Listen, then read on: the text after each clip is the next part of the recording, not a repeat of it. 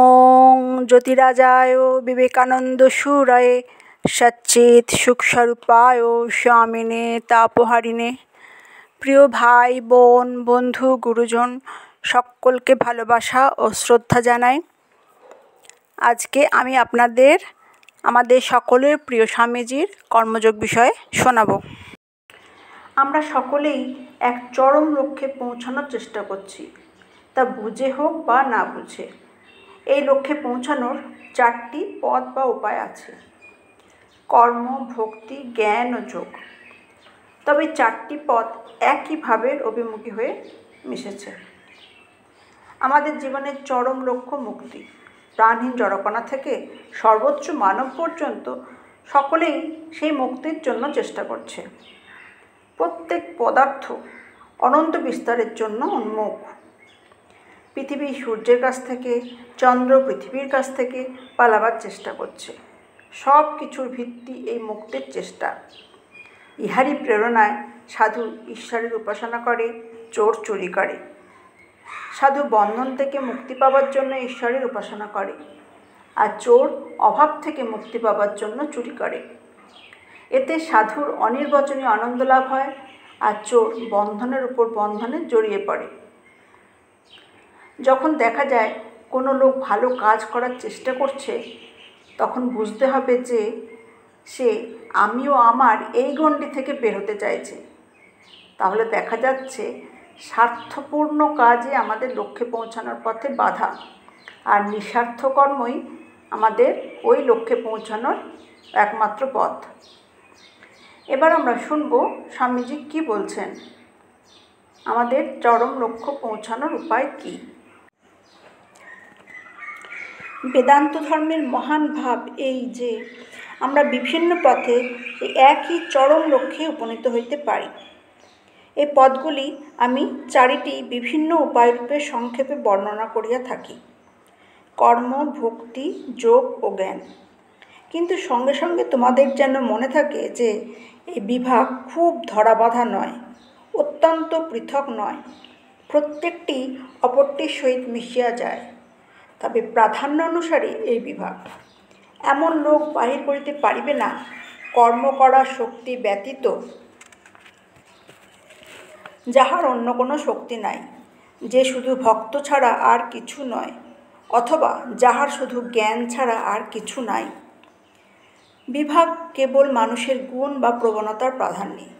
আমরা দেখিয়াছি শেষ পর্যন্ত এই 4টি পথ একই ভাবের অভিমুখী হইয়া মিলিত হয়।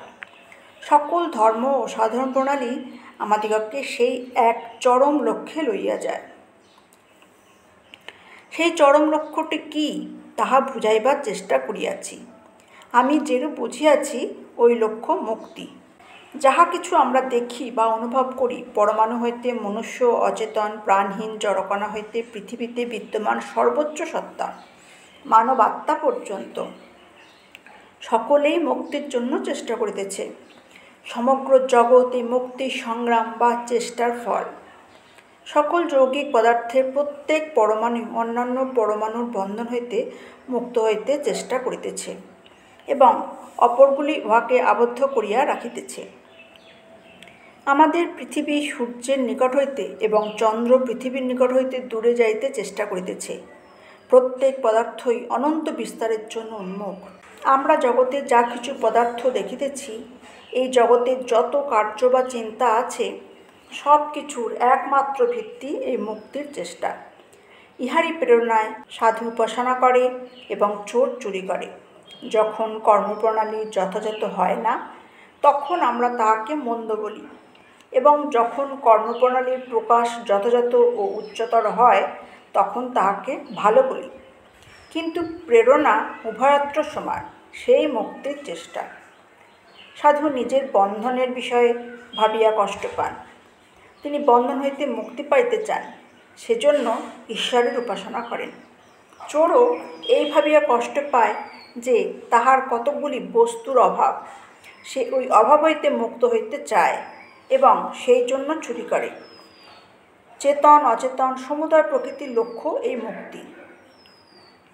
জ্ঞাতসারে বা অজ্ঞাতসারে সমগ্র জগৎ ওই মুক্তির জন্য চেষ্টা করিয়া চলিয়াছে।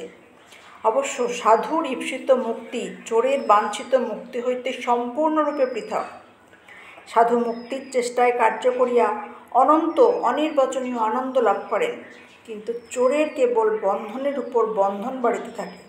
প্রত্যেক ধর্মেই মুক্তির জন্য প্রাণপণ চেষ্টার বিকাশ আমরা দেখিতে পাই। ইহা সমুদায় নীতি ও নিঃস্বার্থপরতার ভিত্তি। নিঃস্বার্থপরতার অর্থ আমি এই ক্ষুদ্র শরীর, এই ভাব হইতে মুক্ত হওয়া। যখন আমরা দেখিতে পাই কোনো লোক ভালো কাজ করিতেছে, পরোপকার করিতেছে, তখন বুঝিতে হইবে সেই ব্যক্তি আমি ও আমার ক্ষুদ্র বৃত্তের ভিতর আবদ্ধ থাকিতে চায় না। এই স্বার্থপরতার গণ্ডির বাহিরে যাওয়ার কোনো সীমা নাই। চরম স্বার্থত্যাগ সকল বড় বড় নীতিশাস্ত্রেরই লক্ষ্য বলিয়া প্রচারিত। মনে করো, একজন এই চরম স্বার্থত্যাগের অবস্থা লাভ করিল, তখন তাহার কি হইবে? তখন সে আর ছোটোখাটো শ্রী অমুকচন্দ্র অমুক থাকে না, সে তখন অনন্ত বিস্তার লাভ করে। পূর্বে তাহার যে ক্ষুদ্র ব্যক্তিত্ব ছিল তাহা একেবারে চলিয়া যায়, সে তখন অনন্ত স্বরূপ হইয়া যায়। এই অনন্ত বিস্তৃতি সকল ধর্মের, সকল নীতিশিক্ষার ও দর্শনের লক্ষ্য। ব্যক্তিত্ববাদী যখন এই তত্ত্বটি দার্শনিকভাবে উপস্থাপিত দেখেন, তখন ভয়ে শিহরিয়া ওঠেন। নীতি প্রচার করিতে গিয়া তিনি নিজেই আবার সেই একই তত্ত্ব প্রচার করেন। তিনিও মানুষের নিঃস্বার্থপরতার কোনো সীমা নির্দেশ করেন না। মনে করো, এই ব্যক্তিত্ববাদ মতে এক ব্যক্তি সম্পূর্ণ স্বার্থশূন্য হইলেন। তাঁকে তখন অপরাপর সম্প্রদায়ের পূর্ণ সিদ্ধ ব্যক্তি হইতে পৃথক করিয়া দেখিব কি করিয়া? তিনি তখন সারা বিশ্বের সহিত এক হইয়া যান। এইরূপ হয়তো চরম লক্ষ্য। হতভাগ্য ব্যক্তিত্ববাদী তাহার নিজের যুক্তিগুলিকে যথার্থ সিদ্ধান্ত পর্যন্ত অনুসরণ করিবার সাহস পায় না। নিঃস্বার্থ কর্ম দ্বারা মানব প্রকৃতির চরম লক্ষ্য এই মুক্তি লাভ করাই কর্মযোগ। সুতরাং প্রত্যেক স্বার্থপূর্ণ কার্যই আমাদের সেই লক্ষ্যে পৌঁছিবার পথে বাধাস্বরূপ, আর প্রত্যেক নিঃস্বার্থ কর্মই আমাদিগকে সেই লক্ষ্যের দিকে লইয়া যায়। এই জন্য নীতির এই একমাত্র সংজ্ঞা, যাহা স্বার্থশূন্য তাহাই নীতিসঙ্গত, আর যাহা স্বার্থপর তাহা নীতিবিরুদ্ধ। খুঁটিনাটির মধ্যে প্রবেশ করিলে ব্যাপারটি এত সহজ দেখাইবে না। অবস্থাভেদে খুঁটিনাটি কর্তব্য ভিন্ন ভিন্ন হইবে, একথা পূর্বেই বলিয়াছি। একই কার্য এক ক্ষেত্রে স্বার্থশূন্য এবং অপর ক্ষেত্রে সত্যই স্বার্থপ্রণোদিত হইতে পারে। সুতরাং আমরা কেবল কর্তব্যের একটি সাধারণ সংজ্ঞা দিতে পারি। বিশেষ বিশেষ কর্তব্য অবশ্য দেশ, কাল, পাত্র বিবেচনা করিয়া নিরূপিত হইবে। এক দেশে এক প্রকার আচরণ নীতিসঙ্গত বলিয়া বিবেচিত হয়, অপর দেশে আবার তাহাই অতিশয় নীতি বিগর্হিত বলিয়া গণ্য হইয়া থাকে। ইহার কারণ পরিবেশ পৃথক। সমুদয় প্রকৃতির চরম লক্ষ্য মুক্তি, আর এই মুক্তি কেবল পূর্ণ নিঃস্বার্থপরতা হইতেই লাভ করা হয়। আর প্রত্যেক স্বার্থশূন্য কার্য, প্রত্যেক নিঃস্বার্থ চিন্তা, প্রত্যেক নিঃস্বার্থ বাক্য আমাদিগকে ওই আদর্শের অভিমুখে লইয়া যায়। সেই জন্যই ওই কার্যকে নীতিসঙ্গত বলা হয়। ক্রমশ বুঝিবে এই সংজ্ঞাটি সকল ধর্ম ও সকল নীতিশাস্ত্র সম্বন্ধেই খাটে। নীতিতত্ত্বের মূল সম্বন্ধে অবশ্য বিভিন্ন দেশে বিভিন্ন ধারণা থাকিতে পারে। কোনো কোনো প্রণালীতে নীতি কোনো উন্নততর পুরুষ অর্থাৎ ভগবান হইতে প্রাপ্ত বলিয়া উল্লেখিত।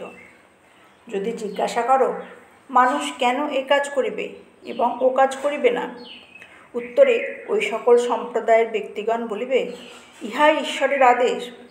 কিন্তু যেখান হইতেই তাহারা ইহা পাইয়া থাকুন না কেন, তাহাদের নীতিতত্ত্বের মূল কথা নিজের চিন্তা না করা, অহংকে ত্যাগ করা। এই প্রকার উচ্চ নীতিতত্ত্ব সত্ত্বেও অনেকে তাহাদের ক্ষুদ্র ব্যক্তিত্ব ত্যাগ করিতে ভয় পান। যে ব্যক্তি এইরূপে ক্ষুদ্র ব্যক্তিত্বের ভাব আঁকড়াইয়া থাকিতে চায়, তাহাকে বলিতে পারি, এমন একজনের চিন্তা করো যে সম্পূর্ণ নিঃস্বার্থ, যাহার নিজের জন্য কোনো চিন্তা নাই, যে নিজের জন্য কিছু করে না, যে নিজের পক্ষে কোনো কথা বলে না।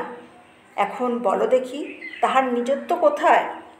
যতক্ষণ সে নিজের জন্য চিন্তা করে, কাজ করে বা কথা বলে, ততক্ষণই সে তাহার নিজেকে বোধ করে। সে যদি কেবল অপরের সম্বন্ধে, জগতের সকলের সম্বন্ধে সচেতন থাকে, তাহা হইলে তাহার নিজত্ব কোথায়? তাহার নিজত্ব তখন একেবারে লোপ পাইয়াছে। অতএব কর্মযোগ, নিঃস্বার্থপরতা ও সৎকর্ম দ্বারা মুক্তি লাভ করিবার একটি ধর্ম ও নীতি প্রণালী। কর্মযোগীর কোনো প্রকার ধর্মমতে বিশ্বাস করিবার আবশ্যকতা নাই। তিনি ঈশ্বরে বিশ্বাস না করিতে পারেন, আত্মা সম্বন্ধে অনুসন্ধান না করিতে পারেন, অথবা কোনো প্রকার দার্শনিক বিচার না করিতে পারেন, কিছুই আসে যায় না। তাহার বিশেষ উদ্দেশ্য নিঃস্বার্থপরতা লাভ করা, এবং তাহাকে নিজ চেষ্টাতেই উহা লাভ করিতে হইবে। তাহার জীবনের প্রতি মুহূর্তেই হইবে উহার উপলব্ধি। কারণ জ্ঞানী যুক্তিবিচার করিয়া বা ভক্ত ভক্তির দ্বারা যে সমস্যার সমাধান করিতেছেন, তাহাকে কোনো প্রকার মতবাদের সহায়তা না লইয়া কেবল কর্ম দ্বারা সেই সমস্যারই সমাধান করিতে হইবে। এখন পরবর্তী প্রশ্ন, এই কর্ম কি? জগতের উপকার করা রূপ এই ব্যাপারটি কি? আমরা কি জগতের কোনো উপকার করিতে পারি? উচ্চতম দৃষ্টি হইতে বলিলে বলিতে হইবে না, কিন্তু আপেক্ষিকভাবে ধরিলে হ্যাঁ বলিতে হইবে। জগতের কোনো চিরস্থায়ী উপকার করা যাইতে পারে না। তাহা যদি করা যাইত, তাহা হইলে ইহার এই জগৎ থাকিত না। আমরা 5 মিনিটের জন্য কোনো ব্যক্তির ক্ষুধা নিবৃত্ত করিতে পারি, কিন্তু সে আবার ক্ষুধার্ত হইবে। আমরা মানুষকে যাহা কিছু সুখ দিতে পারি, তাহা ক্ষণস্থায়ী মাত্র। কেহই এই নিত্য আবর্তনশীল সুখ দুঃখ রাশি একেবারে চিরকালের জন্য দূর করিতে পারে না। জগতে কি কাহাকেও কোনো নিত্য সুখ দেওয়া যাইতে পারে? না, তাহা দেওয়া যাইতে পারে না। সমুদ্রের কোথাও গহ্বর সৃষ্টি না করিয়া একটি তরঙ্গ তুলিতে পারা যায় না। মানুষের প্রয়োজন ও লোভের অনুপাতে জগতে ভালোর সমষ্টি বরাবর একই প্রকার, সর্বদাই সমান। উহা বাড়ানো বা কমানো যায় না। বর্তমানকাল পর্যন্ত পরিজ্ঞাত মনুষ্যজাতির ইতিহাস আলোচনা করো, সেই পূর্বের মতোই সুখ দুঃখ, আনন্দ বেদনা, পদমর্যাদার তারতম্য দেখিতে পাই নাকি? কেহ ধনী, কেহ দরিদ্র, কেহ উচ্চপদস্থ, কেহ নিম্নপদস্থ, কেহ সুস্থ, কেহ বা অসুস্থ, তাই নয় কি? প্রাচীন মিশরবাসী গ্রিক ও রোমানদের যে অবস্থা ছিল, আধুনিক আমেরিকানদেরও সেই একই অবস্থা। জগতের ইতিহাস যতটা জানা যায়, তাহাতে দেখিতে পাই মানুষের অবস্থা বরাবর একই প্রকার। তথাপি আবার ইহাও দেখিতে পাই সুখ দুঃখের এই দুরপনেয় বৈষম্যের সঙ্গে সঙ্গে ওইগুলি দূর করিবার চেষ্টাও বরাবর রহিয়াছে। ইতিহাসের প্রত্যেক যুগেই এমন সহস্র সহস্র নরনারী জন্মগ্রহণ করিয়াছেন, যাহারা অপরের জীবনের পথ সহজ করিবার জন্য কঠোরভাবে কাজ করিয়াছেন। তাহারা কতদূর কৃতকার্য হইয়াছেন। আমরা একটি বলকে এক স্থান হইতে আর এক স্থানে লইয়া যাওয়ারও খেলাই খেলিতে পারি। আমরা শরীর হইতে দুঃখ বেদনা দূর করিলাম, উহা মনে আশ্রয় লইল। ইহার ঠিক দান্তের সেই নরক চিত্রের মতো। পাহাড়ের উপর ঠেলিয়া তুলিবার জন্য কৃপাণদিগকে রাশিকৃত সুবর্ণ দেওয়া হইয়াছে। যতবার তাহার একটু ঠেলিয়া তুলিতেছে, ততবারই উহা গড়াইয়া নিচে পড়িতেছে। সুখের স্বর্ণযুগ সম্বন্ধে যে সকল কথা বলা হয়, সে সবই স্কুলের ছেলেদের উপযোগী সুন্দর গল্প। তদপেক্ষা ভালো কিছু নয়। যে সকল জাতি এই সুখের স্বর্ণযুগের স্বপ্ন দেখে, তাহারা আবার এরূপও ভাবিয়া থাকে যে ওই সময় তাহারাই সর্বাপেক্ষা সুখে থাকিবে। এই স্বর্ণযুগ সম্বন্ধে ইহাই বড় অদ্ভুত নিঃস্বার্থ ভাব। এর থেকে আমরা বুঝলাম যে কেউ ঈশ্বরে বিশ্বাস করুন বা নাই করুন, নিঃস্বার্থপরতা লাভ না হলে চরম লক্ষ্যে কখনোই পৌঁছানো যাবে না। এই জন্য আমাদের প্রতি মুহূর্তেই সচেষ্ট থাকতে হবে। ভক্ত ভক্তির দ্বারা, জ্ঞানী বিচারের দ্বারা এবং কর্মী কর্ম দ্বারা সেই সমস্যার সমাধান নিজেকেই করতে হবে। আজকের পর্ব এখানেই শেষ হলো। যদি ভিডিওটি ভালো লাগে তবে লাইক, কমেন্ট, শেয়ার এবং সাবস্ক্রাইব করবেন, কারণ আপনাদের ভালোবাসাই আমার পথ চলার প্রেরণা।